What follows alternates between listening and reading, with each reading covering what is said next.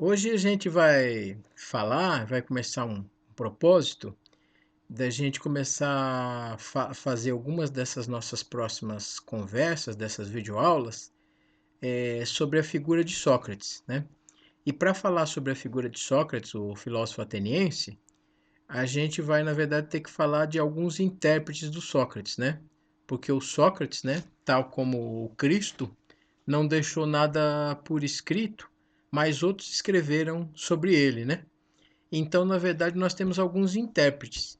E hoje a gente vai falar de um desses intérpretes, né? E por isso hoje a nossa conversa vai ter como tema, na verdade, o Sócrates de Xenofonte, né? Então, a primeira pergunta que surge para a gente é quem era esse intérprete Xenofonte, né? Que época viveu e que obras, né, escreveu, qual a relação dele com Sócrates, né? O Xenofonte viveu segundo a gente tem nos relatos, de 430 a 354 a.C. E, pelo que consta, ele era um militar, né? Algumas referências dizem que ele era soldado, também chegou a participar até mesmo de tropas mercenárias. E ele escreve alguns textos, né? São muitos textos, né? A gente vai falar aqui hoje de duas referências diretamente relacionadas, vamos dizer assim, com Sócrates, né? Que nos interessa mais de perto. Então hoje a gente vai falar um pouco sobre um texto dele chamado Ditos, né, e Feitos Memoráveis de Sócrates, né? Por alguns esse trabalho é conhecido como Memoráveis, né? E tem também a Defesa de Sócrates ou Apologia de Sócrates, né? Então esses são os textos sobre os quais a gente vai hoje se debruçar e falar um pouquinho mais. Mas para falar do Xenofonte, talvez valha algumas referências, né? Esses textos que eu estou citando para vocês, estão aqui nessa edição dos Pensadores, né?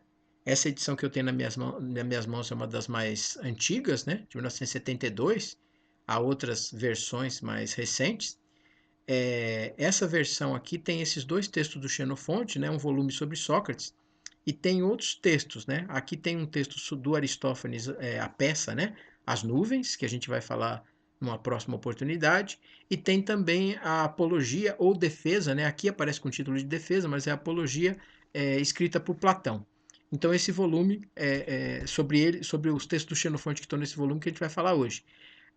Outra referência importante para a gente é esse volume aqui do Diógenes Laércio, né, chamado Vida e Doutrinas dos Filósofos Ilustres. Aqui tem um texto curto, como são todos textos curtos aqui sobre a vida dos vários filósofos da antiguidade, aqui tem um texto curto sobre a figura do Xenofonte, então também vale a pena para quem quiser investigar um pouco, né? O Diógenes Laércio, que é esse autor que fala de filosofia, da vida e até da vida particular, às vezes em excesso, né? Dos filósofos ilustres da época. Vale como uma fonte, né? E também pelas referências que ele dá. E tem esse volume mais recente aqui, eu vou falar um pouquinho, esse volume Sócrates, organizado pela. Essa é uma tradução da editora Cambridge Companion. O organizador aqui é o Donald Morrison, né? Mas eu vou tentar falar hoje especificamente, vou levar em conta um texto que está aqui nessa coletânea, que é o texto do David Connor, chamado Xenofonte e a Invejável Vida de Sócrates, né? Então, esses vamos dizer assim, são as referências para a gente falar um pouco hoje, né? Então, com isso, eu vou começar pelo texto do David Connor, que está aqui, né, para quem depois quiser pegar o texto. Essa edição que eu tenho nas minhas mãos é na página 79 e é uma referência que vale bastante a pena fazer para vocês, né? Para dar um pouco o tom do que a gente vai ver no texto. Diz aqui o David Connor nesse texto, né, chamado Xenofonte e a Invejável Vida de Sócrates. Ele começa dizendo a seguinte coisa: Sócrates teve a impressionante boa sorte de ter Platão, né, uma das maiores figuras literárias do Ocidente, para contar sua história. Xenofonte, o ateniense, né, e aí ele coloca aqui as referências de data, não se iguala a Platão, mas seus escritos substanciais sobre Sócrates só ficam atrás dos de Platão como fontes de conhecimento sobre Sócrates para nós. Então eu paro um pouco sobre essa citação para mostrar para vocês, né, segundo esse especialista aqui em filosofia antiga, o quanto que a versão do Xenofonte é importante para a gente perceber essa figura de Sócrates, né? Ou seja, aos olhos do David Conner, na verdade, o Sócrates parece que a leitura mais canônica que se tem sobre Sócrates é a de Platão. Mas a leitura que vem logo na sequência dela é a leitura de Xenofonte. Então é como se o Sócrates tivesse tido, como ele diz, a grande sorte de ter Platão como seu, não vou dizer aliado, mas como alguém que narrou a sua vida, né? E logo na sequência vem a importância do Xenofonte, ou seja, os textos do Xenofonte só perderiam, né, para a narrativa platônica. Então, eles têm uma grande importância no todo aqui da interpretação do Sócrates, né? Então, isso é muito importante da gente ressaltar, né? Então, o texto, né, se a gente pegar aqui tanto as memoráveis como a apologia, a julgar pelo próprio título, né? O Xenofonte está dizendo com os próprios títulos, né? Que ele tá achando que a vida de Sócrates, né? Ela é composta de ditos e de feitos memoráveis. Então, alguma coisa que merece menção, que merece lembrança. E o Sócrates é sempre esse personagem extremamente virtuoso, né? Aos olhos do Xenofonte, aquele que é um mestre de virtude, aquele que pôde ajudar os outros a alcançar a virtude. Então, portanto, o que ele falou, né? Uma vez que ele não deixa nada escrito, aquilo que ele fala, aquilo que outros relatam, e aquilo que ele fez, né, como sua obra, vamos dizer assim, filosófica, merece sempre lembrança. Então, esse é o ponto central aí que aparece no título da própria obra do Xenofonte. E, além disso, ele escreve também uma apologia, né? Como a gente pode perceber, né? E a gente percebe em várias situações, talvez aquilo que a gente sabe do Sócrates, especialmente do processo que o Sócrates sofreu feito pela cidade de Atenas, que o levou à morte, a gente conhece as narrativas talvez mais dadas por Platão.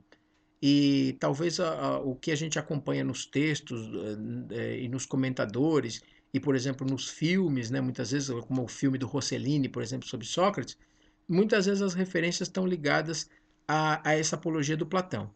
Mas que é uma apologia maior, né? Digo assim, maior em número de páginas, com mais detalhes, mas essa apologia do Xenofonte é uma apologia um pouco menor, mais fechadinha, vamos dizer assim, mas que também traz informações importantes. Então, essa apologia ou defesa do Sócrates feita pelo Xenofonte também vai merecer um pouco da nossa consideração hoje, né? Para quem viu o texto, para quem tá com os textos em mãos ou está analisando os textos, vai perceber uma coisa. A apologia é um texto muito curto, né? Quando a gente pega ele aqui, por exemplo, nessa edição em português, a apologia escrita pelo Xenofonte, ela tem mais ou não chega a 10 páginas, né? E quando a gente pega, por exemplo, o texto das memoráveis, ou dos ditos e feitos memoráveis, como gosta de citar o Xenofonte, é um texto de mais de 100 páginas. Então a gente nota, assim, vamos dizer, primeira coisa, perceber uma discrepância, né, entre eles, né? Ou seja, na narrativa da apologia parece que pega mais ali já praticamente o final da vida do Sócrates, né? Embora cite alguma outra coisa ali da defesa, é o processo em si. Os ditos e feitos memoráveis, né? Parece que eles teriam que ser maiores, na verdade, porque eles teriam a rigor essa missão de narrar, né? Se não toda a vida do Sócrates, pelo menos boa parte dos seus feitos, né?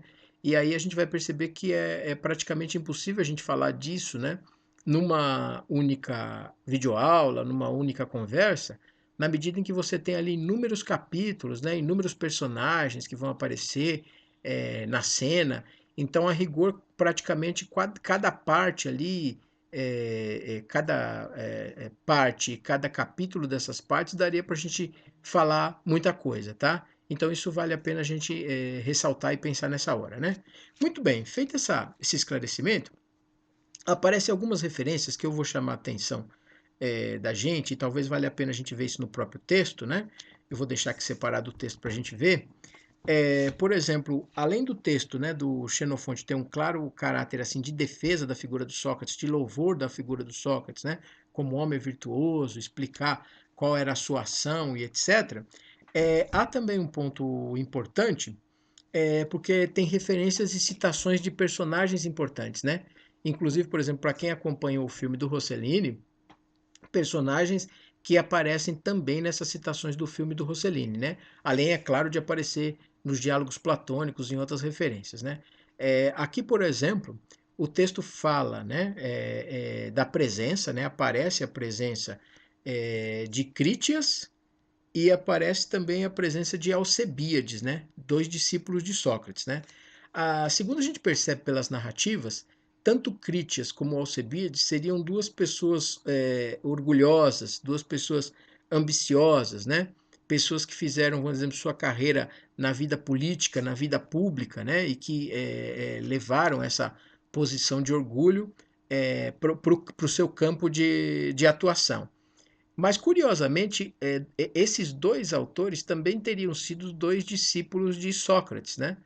Então, a pergunta que fica em cena é em que medida eles aprenderam alguma coisa com Sócrates ou em que medida se valeram dos ensinamentos recebidos pelo Sócrates para poder alcançar os seus objetivos, né? Em torno dessa pergunta que Xenofonte se questiona e hoje alguns intérpretes também do próprio Sócrates, né, comentadores dessa obra de filosofia antiga, seja do Xenofonte, seja do Platão e de outras fontes, fazem um pouco esse questionamento, né?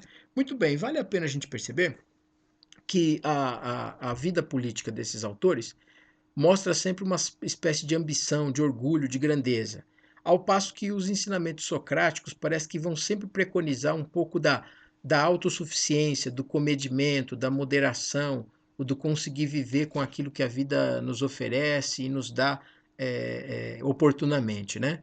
Então, como juntar essas duas coisas, né? Aqui no texto das memoráveis, né? E eu vou aqui abrir na minha edição aqui para mostrar para vocês, tá exatamente aqui na edição que eu uso, é na página 45. Mas para quem estiver acompanhando por alguma outra edição, pode olhar a referência que eu vou dar, né? A página 45 é o capítulo 2, e aí tem uma divisão que é importante a gente perceber, né? O texto das memoráveis ele é dividido por livros, né? Então ele é dividido por 4 livros. E dentro desses livros tem vários capítulos. Então, para quem quiser acompanhar, vai ver que eu estou no capítulo 2, né? É da parte. Espera aí, só um minuto. Da parte um, né? Ou seja, livro um, capítulo 2. Livro um, capítulo 2. E aí, na minha edição, está na página 45, mas como esses textos aqui é importante a gente frisar, né? Textos clássicos, antigos, às vezes eles têm marcação também da edição crítica. Então você vai ter aqui, no meu caso aqui, né? Livro um, capítulo 2, página 45. Mas vocês vão poder encontrar com a marcação 24, que é a marcação que está aqui ao lado, né? A marcação do aparato crítico, tá? Diz o seguinte, né? O texto aqui, e aí eu vou mostrar para vocês, né? Enquanto conviveram com Sócrates, tanto Crítias como Alcebíades puderam, graças ao seu auxílio, sopear as más paixões. Uma vez longe dele, Crítias, refugiado na Tessália, viveu em companhia de homens mais afeitos à ilegalidade do que à justiça. Perseguido por causa de sua beleza, por uma multidão de mulheres da mais alta categoria, corrompido por causa do crédito de que gozava assim na República como nas cidades aliadas, por um enxame de hábeis aduladores, honrado pelo povo, alcançando sem esforço o primado do poder. Alcebíades relaxou-se tal esses atletas que, triunfando facilmente em todas as lutas, descuidam de todo exercício. Depois, orgulhoso de seu nascimento, soberbos da sua riqueza, ébrios do próprio poder, amolentados por uma turba de indulgentes corrompidos de tantos lados, ao mesmo tempo admira que sua insolência haja transposto todos os limites, e a Sócrates, que acha o acusador de imputar as faltas que cometeram. Essa é a citação. A citação é para mostrar, né, exatamente a tônica do argumento do Xenofonte. Ou seja, ele tenta mostrar que esses dois personagens, né, tanto Critias como Alcebiades, se corrompem por razões próprias, se envaidecem por razões próprias, né, são adulados, né, bajulados por pessoas, por situações, e, no entanto, né, é, ao se dizer, então, olha, percebam, eles eram discípulos de Sócrates, né, ou foram do grupo de Sócrates, vai dizer, bom, mas então Sócrates era o culpado por isso? Esse é o argumento do Xenofonte para a gente perceber, né? Sócrates seria o culpado dessas livres escolhas livre escolha que os dois fizeram, né? Esse é um ponto central a perceber, né? Então, esse autor que eu estava comentando com vocês, que escreve esse artigo aqui, né, o Connor, né, que está nesse volume Sócrates, ele vai dizer que aparece, então, em toda a tônica desse discurso do Xenofonte, um pouco a relação do político, né? Percebam quanto a esfera pública, a esfera política era importante na Grécia Antiga, mas aparece ao mesmo tempo o quanto o autocontrole nessa esfera pública também é bastante importante. Então ele chama isso de uma espécie de relação entre o erótico e o autocontrole. Aquilo que a gente poderia chamar talvez entre a política, né, e a satisfação do desejo. Em que medida a política é uma coisa da esfera pública, né, e em que medida a satisfação do desejo é alguma coisa de esfera estritamente individual e pessoal. Então, essa é um pouco a tônica para perceber aqui nas memoráveis, né? Sócrates seria essa figura virtuosa, essa figura importante aos olhos do Xenofonte, exatamente porque ele talvez perceberia os limites da vida, da finitude, do autocontrole, da autossuficiência, perceberia um pouco dos problemas da ambição da esfera pública, da esfera política. Então, essas são as coisas a se destacar aqui. Bom, como eu falava para vocês, esse trabalho tem uma divisão, né? E é importante a gente perceber essa divisão mais de caráter didático. Então, as memoráveis, esses ditos e feitos memoráveis, então, eles estão divididos em 4 livros, né? E nesses 4 livros, né, embora a gente poderia, são 4 livros, e cada livro, né, tem um determinado número de capítulos. Então é quase como se a gente imaginasse hoje que eles pudessem ser capítulos e que, na verdade, o que aparece ali como capítulos seriam subitens, né? Mas vamos dizer assim, são 4 livros. O primeiro livro, ele é dividido por sua vez em 7 capítulos, o segundo livro em 10 capítulos, o terceiro em 14 capítulos e o quarto em 7 capítulos. Cada capítulo como um item desse, né? Pequeno para a gente perceber. Então essa é um pouco a estrutura. E aí dentro do que eu falava para vocês. Então notem como é grande, né? Essa parte das memoráveis. E a rigor a gente quase que poderia fazer um curso todo, né? Tratando das memoráveis, porque mereceria se a gente fosse ver capítulo a capítulo, né, livro a livro, a gente poderia ver isso com mais detalhe. O que eu estou tentando fazer aqui para vocês é uma explicação, vamos dizer, de caráter mais panorâmico, para servir como uma espécie de guia de leitura para quem quiser se aprofundar na leitura tanto do texto do Xenofonte como eventualmente de comentadores do autor, né? Então percebam, né? Eu vou agora aqui pegar o livro 1, capítulo 1, para mostrar uma coisa que acho que merece ser destacada, né? Logo de cara, no capítulo 1, livro 1, a primeira frase, né? Isso é exatamente a primeira frase que aparece do texto do Xenofonte, vamos dizer assim, das memoráveis. A primeira frase que aparece, né? Capítulo 1, livro 1, tá marcado aqui, né? Marcador do aparato crítico 1, diz assim: admirou-me muitas vezes por que argumentos, afinal, lograram os acusadores de Sócrates persuadir os atenienses de que ele merecia a morte por crime contra o Estado. Com efeito, eis poucos mais ou menos os termos da acusação. Sócrates é culpado de não preitear os deuses que cultuam o Estado e introduzir extravagâncias demoníacas, culpado ainda de corromper os jovens. Aqui vocês notam que, começando as memoráveis, na verdade é quase como se o Xenofonte começasse as memoráveis pelo final. Ele está começando as memoráveis praticamente falando de como acaba a história de Sócrates.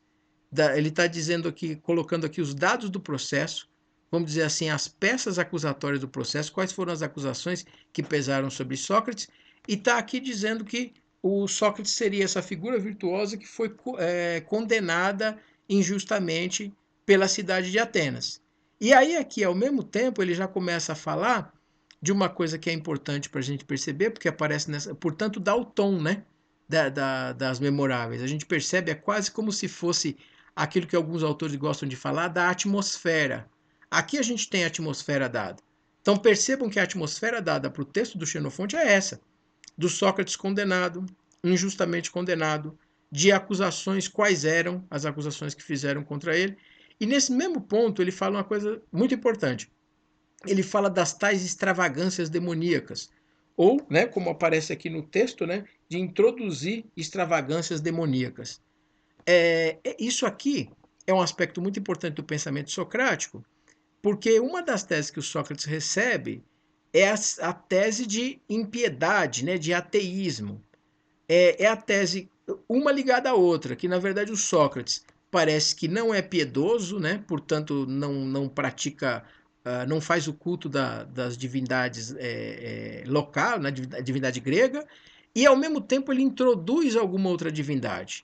E essa divindade introduzida pelo Sócrates estaria ligada, né, segundo o que parece que no relato do Xenofonte, mas aparece em Platão também, em outros lugares, Sócrates é, fala, diz, né, que ele tem um daimon que fala com ele, né, uma espécie de, a gente poderia aqui talvez tentar, essa tradução é sempre muito complexa, porque a gente traduziu aqui por demoníaco, daimon, né, mas há que se ter muito cuidado que é demoníaco no contexto grego, né? Num contexto, portanto, anterior à posição cristã, onde o demoníaco está ligado com outra coisa, né? Está ligado com a figura do mal, né? No cristianismo, na figura do opositor, do diabo, ou qualquer coisa que o valha. Não é isso.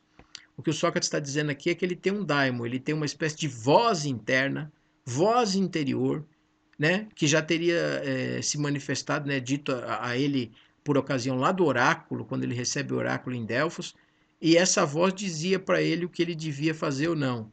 Essa voz o impulsionava a fazer alguma coisa ou o impedia de fazer alguma coisa. E essa voz é quem diz para ele, né, determinadas coisas. Por isso é uma acusação aqui de que ele introduz uma nova divindade.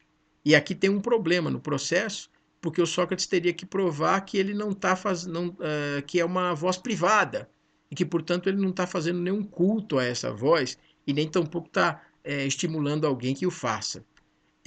Alguns estudiosos, depois da história do pensamento mais moderno e contemporâneo, vão dizer que essa voz do daimon do Sócrates é uma espécie de pré-história da consciência, quando você tinha ainda as determinações do Estado, como essa determinação no caso da religião grega, mas você ainda não tem o todo, né? E a subjetividade como nós vamos ter de maneira, pensando assim na filosofia moderna e contemporânea. O daimon era esse intermediário entre um mundo que ainda não se despediu completamente e um mundo que ainda não chegou totalmente. Então essa é uma tese que vale a gente anotar, porque ela vai dar muito a falar na história do pensamento, na história da filosofia no geral. Nesse mesmo texto, né, aparece uma outra coisa muito instigante. Eu estou aqui com vocês, portanto, eu vou fragmentar e vou citar algumas passagens que me interessam. Aqui na página 40 da minha edição, né, e aí lembrando que eu estou então aqui no livro 1, né, na página 40 da minha edição, também vai aparecer uma coisa, né, mais aqui no final do texto, né, onde aparece uma referência da página 40 para a página 41, né, onde a gente nota, e aí quem quiser pegar o marcador, é o marcador 15, né, diz assim o texto. Perguntava Sócrates ainda se, assim como estudando o que concerne ao homem, se espera auferir desse estudo proveito para si e para outros. Não imaginam os que estudam o que pertence aos deuses, uma vez instruídos nas leis fatais do mundo, poder reproduzir a seu capricho os ventos, a chuva, as estações e tudo que venha a precisar no gênero, ou se, sem se abalarem a tanto, contentar-se-ão saber de saber como se processa cada um desses fenômenos, né? Há aqui então um ponto curioso perceber, e a gente vai depois notar isso também na peça As Nuvens do Aristófanes. O Sócrates é o autor que teria por excelência, o filósofo por excelência que colocou as questões morais. O que aparece no Xenofonte aqui é uma indicação se no Sócrates também, né? Ele estava ali, ele está fazendo um discurso aqui dizendo que o Sócrates fala de moral, fala de religião, e que ele não era, portanto, um estudioso de natureza. Ou seja, ele não era um desses, como os gregos falavam, dos fisiólogos, dos estudiosos da natureza, como foram vários dos pré-socráticos. Portanto, ele não buscava o significado para as indagações nos fenômenos da natureza. Isso é importante porque aparece aqui no texto. Vão perceber que depois, lá no Aristófanes, vai aparecer na comédia uma crítica tomando Sócrates, inclusive a partir daí afirmando, por exemplo, o ateísmo do Sócrates, exatamente na medida em que ele era um fisiólogo, ou seja, um filósofo da natureza.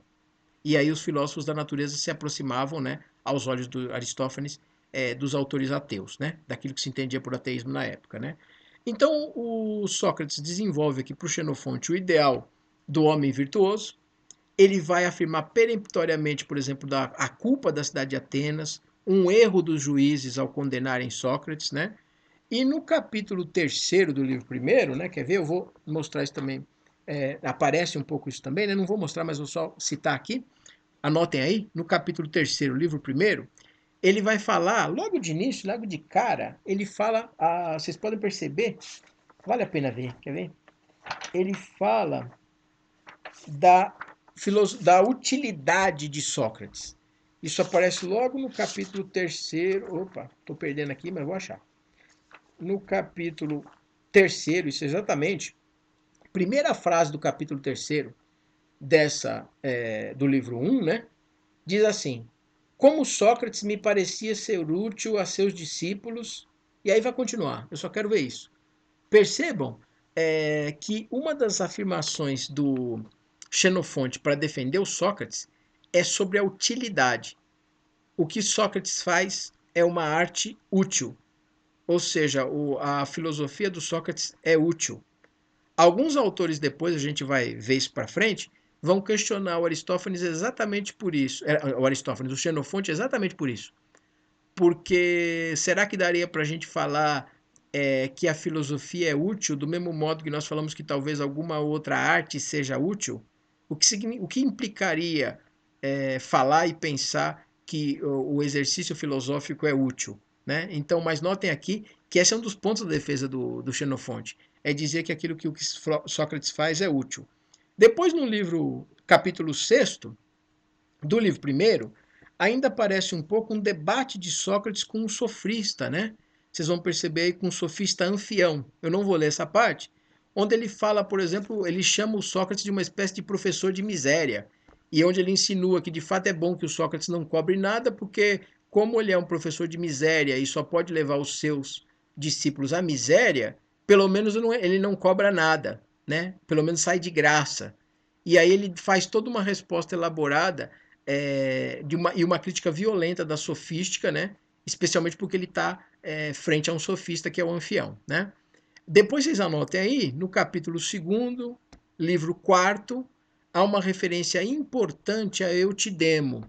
Eutidemo era um jovem dos tempos de Sócrates, até aparece nos diálogos de Platão, e esse jovem era um jovem que cultivava livros e cultivava textos, né? Pensando no contexto da época, o quanto era difícil guardar isso, e, portanto, eram textos preciosos que ele cultivava. Sócrates tinha por ele um grande apreço, mas, ao mesmo tempo, também vai ter uma grande crítica a esse tipo de cultura livresca, ou esse tipo de cultura, vamos dizer assim, ostentatória de um determinado saber, ou esse tipo de cultura que depois vai cair um pouco numa espécie de coisa que vai se chamar futuramente pedantismo intelectual. Como isso pode ser também complexo e perigoso. E o texto a passagem que ele conversa com o Eutidemo é muito interessante de ser levantada. Enfim, aqui são algumas dicas, né, que eu estou tentando ver junto com vocês sobre possíveis personagens e temas nesse tão vasto texto aqui, que é esse texto das memoráveis aqui do Xenofonte. Agora eu faço uma fala também sobre a apologia feita pelo Xenofonte. Essa apologia é mais curta, como eu falei para vocês, dividida em 4 partes. A gente nota alguns traços comuns aqui, né? Por exemplo, um louvor a Sócrates, isso vai ser comum do início ao final, né? Sócrates é um personagem virtuoso, é um personagem que não foi compreendido, é um personagem que sua época comete um equívoco grotesco ao mandá-lo à morte, que sua época vai pagar por isso, que isso vai pesar sobre a cidade de Atenas. Tem sempre esse signo, vamos dizer assim, essa força, né? Aqui também aparece de novo, nesse discurso aqui na apologia, a figura do daimon, né? E que o daimon aqui ele impede, na verdade, Sócrates de fazer uma defesa de si mesmo, né? O daimon aqui parece que fala tão internamente com Sócrates que não sei se vale a pena, ou não sei se outros entenderiam uma apologia. O texto Xenofonte dá a entender aqui que parece que Sócrates não conseguiria fazer sua própria apologia, na medida que o daimon fala tão internamente com ele e que é uma coisa tão de interioridade que é quase muito difícil comunicar a alguém aquilo que nos é muito interior e muito íntimo, né? Há referências aqui também ao oráculo recebido, né? Recebido tal como aparece no texto de Platão. Então tá lá Sócrates em Delfos, no tempo de Apolo, a sacerdotisa diz que Sócrates é o mais sábio dentre todos os homens. Lá também aparece a figura do Daimon, então de novo aparece essa referência ao oráculo recebido aqui no texto da Apologia. E aqui de novo são repetidas as acusações e os acusadores, né? A acusação de que Sócrates seduz a juventude, a acusação de que Sócrates é ateu ou impiedoso, não respeita a divindade, que Sócrates introduz novas divindades, né? E ao mesmo tempo aparece aqui um episódio que eu acho que valeria destacar para vocês. Depois vocês deem uma olhada. Ele aparece bem no livro terceiro, né, aqui da Apologia. Ele fala sobre um dos acusadores de Sócrates, que seria a figura do filho de Ânito, né? E esse filho de Ânito, né? Ele teria, na verdade, que é um dos acusadores, ele teria tido uma vida nada virtuosa. O Ânito, que foi um dos acusadores de Sócrates, vai ter esse filho depois não conseguindo controlar o vício do vinho.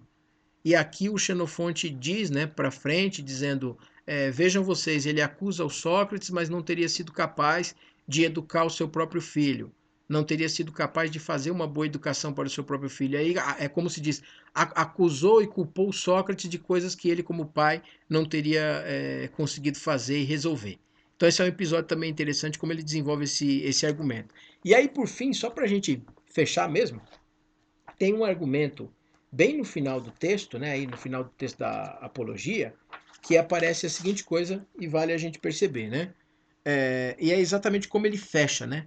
Isso aqui seria o capítulo 4 do livro da apologia. Diz assim: a verdade, né, falando de si mesmo, com tamanha sobranceira perante o tribunal, Sócrates ateou o ciúme e contiçou a disposição em que se achavam juízes a condená-lo.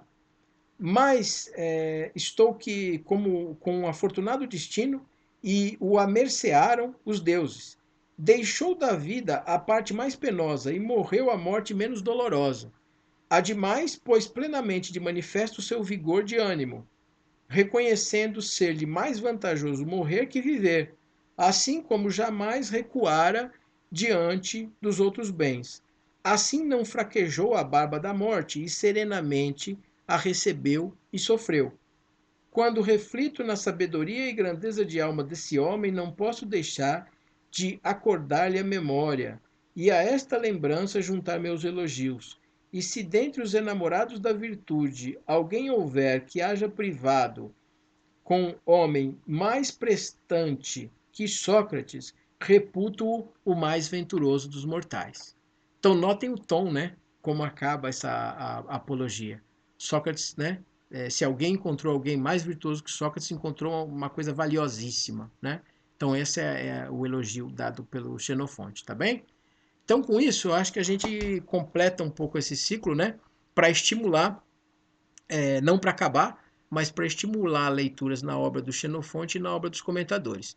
Na próxima conversa a gente fala sobre o Aristófanes e a interpretação da comédia grega, né? A saber, nas nuvens. Ok, gente? Até a próxima.